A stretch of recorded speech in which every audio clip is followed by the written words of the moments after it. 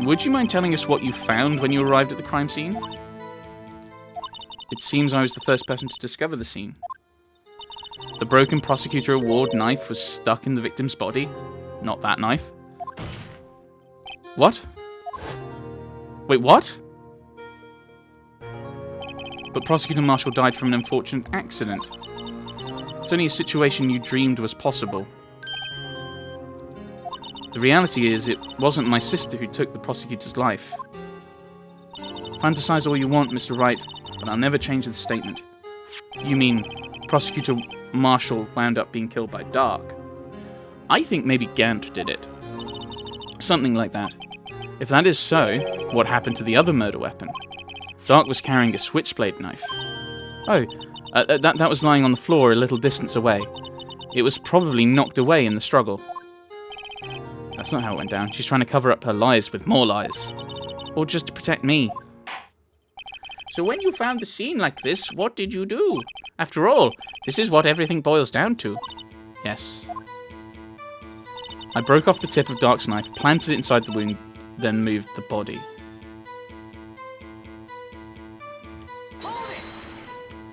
You planted the tip of Dark's knife in the victim's wound, and then you moved the body? But why? Why would you do that? You of all people should know, Edgeworth. You've always had a good head on your shoulders. My head isn't that bad, but maybe I ought to ask for the sake of the others. Why did you move the body? Like, plant the knife, that's kind of obvious. Why did you move the body? When you showed up on the scene, where exactly was the victim's body? It was where you deduced it was, by Chief Gant's desk. But the body was found by your desk. Why did you move it there? The reason for that is simple. Let's have the witness explain this in more detail. The reason Miss Guy moved the body. The pieces of the jar that shattered during the events threatened my plan. Pieces of the jar? You mean... Yes, that wretched jar you showed us earlier. In order to show that Dark committed the crime, I felt it would be more expedient to move the body. So, when you first found the body, the jar was already... Of course, it had been shattered to pieces. If you looked at the crime scene, it would be clear right away what happened. Neil Marshall was dead. Dark was lying unconscious. In other words, the jar must have been broken during their struggle. No. That doesn't make sense, because then how could he have written the note? What's the matter, Emma? Apparently the jar shattered at the time the crime was committed. But I have a feeling there is more to it than that. There must be a contradiction here somewhere. Anyway, I committed this fabrication completely alone.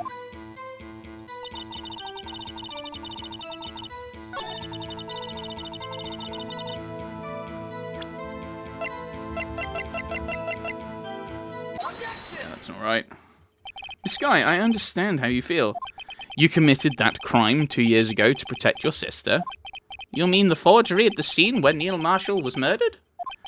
If that truth were to be exposed now, the past 2 years of your life will have been in vain. Even so, I'm compelled to bring to everyone's attention a significant contradiction in your testimony. A contradiction? In my testimony? You testified, and I quote, "The pieces of the jar that shattered during the events threatened my plan." That's right. Do you have a problem with that? It's a simple oversight, really. You see, a message was written on this jar with the victim's blood. Yes, the prosecutor must have written it in his final moments. Exactly so. And this is where the contradiction lies. In order for the victim to be able to write his message on the jar, it must not yet have been broken before he died. He couldn't have written Emma's name on a shattered jar. Order! Order! Your Honour, it would appear more information is needed in regard to this jar and its message. We may be missing something critical here. Something critical. Chief Prosecutor, it seems you're as in the dark as we are about the truth towards which we're headed. What? Just tell us exactly what you saw. We'll piece together the information to arrive at the truth. Very well. The witness may now continue her testimony. Okay, so now we moved on to the jar. I immediately noticed the blood traces on the jar, but it was dark in the room and I didn't have time to check it out. To be safe, I wiped away the blood. The fragments were large, so I'm sure I got them all. All I could think about was wiping them clean before they were discovered. You mean you were the one who wiped away the message in blood? I wasn't chief prosecutor at the time. She didn't think Dark was the real murderer. That's why she tried to erase the real evidence. Very well, the defense may now begin its cross-examination. So press. That's what we did last time. And then suddenly things popped up. So the jar was already broken. It's a miracle that thing hadn't been broken earlier. It certainly looks as feeble as the defense's case. Thank you. Not as feeble as the judge's judgment. You're an ace detective who never missed a detail. Do you really expect us to believe you didn't investigate what was written on the jar pieces? Normally I would have. But it was dark in the room and I didn't have time to check it out. Yeah. So you didn't know your sister's name was written on the jar? No. If I had known, I would have gathered all the pieces and ground them to dust. Well, that helps my case. Lana, you'd do that for me? Seems you two might make up yet. Anyway, I just barely had enough time to move the body as it was. If someone had happened upon the scene, you'd lose your chance to erase the evidence. You must have been in a hurry. I was. I knew I had to destroy the evidence before anyone came. This is rather shocking. To be safe, I wiped away the blood. I'm afraid this action of yours reveals what really happened. What do you mean? If you really thought Dark killed Prosecutor Marshall, you wouldn't have wiped away the blood. What else could I have done in that situation? Lana, I only had a few moments. There wasn't enough time for me to do anything but gather up the pieces. Fragments were large, so I'm sure I got them all. You didn't, though. But how could you see with the power out? It should have been pitch black in that office. A detective is always prepared, Mr. Wright. Even now, I always carry a pocket light and a camera with me. Even I carry a bottle of emergency luminol wherever I go. I never miss anything. I got every piece. All I could think about was wiping them clean before they were discovered. So you illegally rearranged the crime scene? Yes. I don't have any excuse for my actions. I'm so sorry, Lana. I didn't know. I've treated you so badly all this time. It's not too late. There's still plenty of time to make up. After we've gotten to the bottom of this incident. No doubt this day will leave a permanent stain on the history of the prosecutor's office. More contradictions have surfaced in her testimony. Your sister's really putting up a fight. She must really care about you. Still, she's not doing this the right way. I think I've finally figured out the contradictions in her testimony. Have you? There's one final possibility that might turn everything around. I immediately noticed the blood traces on the jar. I'm going to save.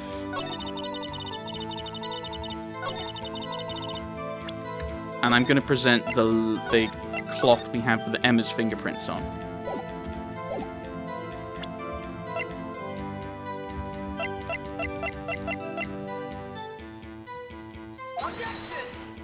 Nope, music hasn't stopped.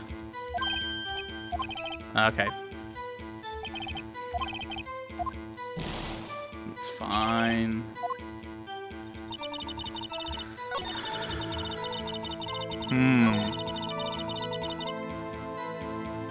Maybe here. No, okay. Okay, so it's not that. It's not that. It's dark in the room, I didn't... Yes, I mean, that's right. That's not a contradiction. We know that that's true. I'm sure I got all of them. All I could think about was wiping them clean before they were discovered. Do I put it here? No, okay, that's not a thing there either. Not sure I follow. Okay, never mind.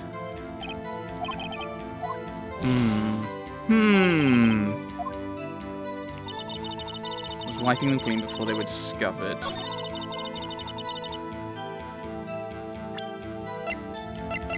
Why were they separated? There we go. Why were they separated? Miss Skye, I believe this jar conceals a truth even you were unaware of. What? We found the final piece of this jar in Chief Gant's safe. In the Chief's safe? But how? I knew it. She really didn't know. There's something even more disturbing about that final piece. There was still blood on it. But the witness just testified. She gathered every last piece and wiped the blood off of them. Yes, which leaves us with only one explanation. On the night Prosecutor Marshall was murdered, you were not the first one to show up on the scene. Chief Gant got there before you. But couldn't the defendant have simply missed a piece? I'm afraid that's unlikely. The pieces are too big for anyone to miss, let alone an ace detective. That may well be, but everyone makes mistakes. Even I once wasted an entire day looking for my dentures. They were in my mouth all along. Can you believe that? Yes. Have you forgotten, Your Honor? When this witness arrived at the scene, the jar was already broken. Oh, that? There's no way a name could have been written on a shattered jar. Another person discovered the scene prior to the witness. I hope you're not implying this person was Chief Gant. At that time, he was looking for Dark downstairs. Besides, even if he was there first, why would he break the jar? The question is, if he did arrive there first, why did he hide that fact for 2 years? Well, Your Honor, can you answer that? No. No.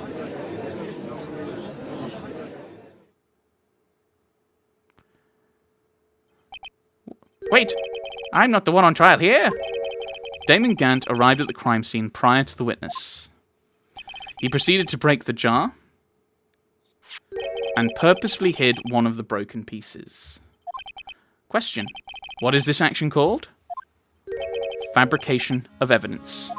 But why would Chief Gant do that? In light of what happened afterwards, isn't it clear? What happened afterwards? Discovering the scene, Lana Skye believed her sister Emma had killed the victim. Determined to help her sister, she sought Gant's aid. Lending her his aid, Gant helped her create evidence that incriminated Dark, sparing Emma. And therein lies the reason. The reason why Miss Skye became the Chief's puppet. Ooh, did you just bite your thumb? Ooh, no, I did it on my own. Ugh. Blood came out and everything. Please, sis, stop trying to protect the Chief. I can't watch you suffer anymore for my sake. No, you didn't. It wasn't you, Emma. You didn't kill anyone. Don't believe anything Mr. Wright says. Defense attorneys make up the most foul lies to defend their clients. Foul lies? Coming from my own client, who's admitted to forging evidence, by the way. I guess you do seem the type who likes to twist the truth. Wait, what?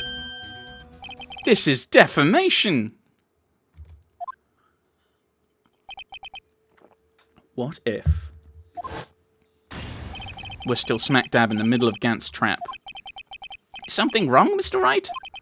Lana may be right after all. What do you mean, right? So you did tell foul lies then, Mr. Wright? Miss Skye, please testify once more. But if evidence was fabricated behind your back, Emma's accidental killing of Prosecutor Marshall might also be a lie. But I do remember knocking over Mr. Marshall. Miss Skye, if you will. I can't. There's nothing to be afraid of anymore. This cross-examination may not change a thing. However, there is a possibility that it will, if you tell the truth. Very well. I'll testify about what I really saw. Alright, the witness may testify once more for the final time. The actual crime scene. Great. When I arrived, I found Mr. Marshall's body impaled on that suit of armor's sword. Emma and Dark were lying unconscious on the floor nearby. When I saw what had happened, I thought she did it. That's why I raised all the evidence that linked her to the murder. I had Chief Gant help me remove the body from the sword and carry it. But if it all really was a fabrication, Emma might be innocent. Unbelievable. The body was impaled on the armor's sword? You were the only one who saw that. If only you had proof. Actually, I do have proof. I gave it to Mr. Wright just this morning. Oh, the book. To me? It's a picture I took of the crime scene as I encountered it. I thought it might be needed.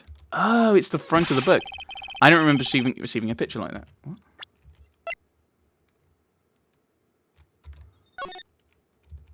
Okay. I mean, this is what it is. It's going to be in... Oh, it's going to be in the book. Lana must have known. See, Mr. Wright, she really does have faith in you. Very well, Mr. Wright. Please present this picture. Okay, I'm going to save just in case I'm wrong, but I'm fairly sure that's going to be what it is. Lana said she gave it to you this morning, right? Well, what have we received this morning? I seem to remember getting something from her then. Let's check that evidence again. There must be a picture in there somewhere. Ah, there we go.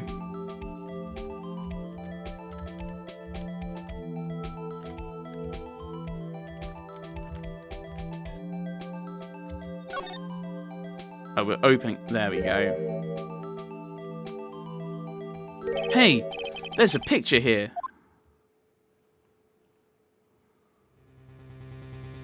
Oh my. This is the actual crime scene. No other detective saw the crime scene like this. Because I contacted Criminal Affairs only after I had rearranged everything. Okay. Mr. Wright! That piece cut out from his vest. Could that be cloth we found inside Chief Gant's safe? Yep. What's this? This is a handprint, isn't it? That cloth, it had fingerprints on it. Whosever fingerprints those are must be the real murderer. Those fingerprints, they're yours, Emma. Why are your lips turning all purple, Mr. Wright? Anyway, let's get on with the cross-examination. So long as you tell the truth, we should be able to flush out the real murderer. Eep. Very well, the defense may now begin its cross-examination.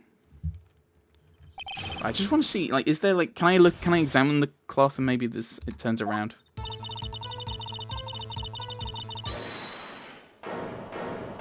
Wait, what?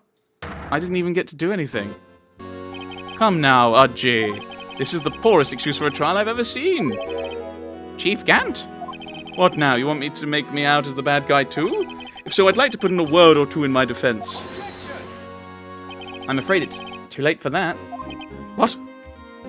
You already declined to testify. That means you forfeited your right to make statements of any sort. This must be that risk we were talking about earlier. Just sit back, relax. Enjoy the sound of the noose tightening around your own neck.